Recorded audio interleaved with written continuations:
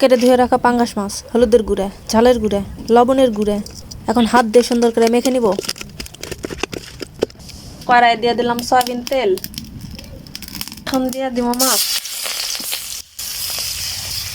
মাছগুলো এখন তুলে নিব।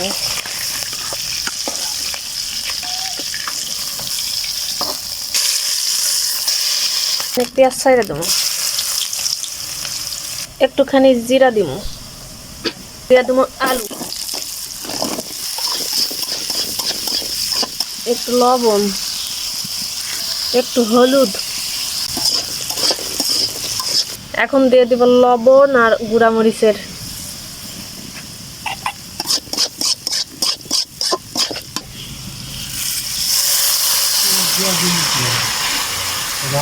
গাছের কয়েকটা সিম।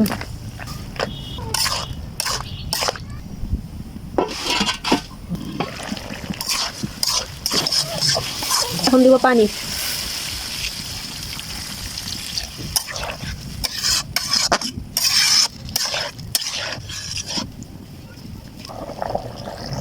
এখন মাছ দিব।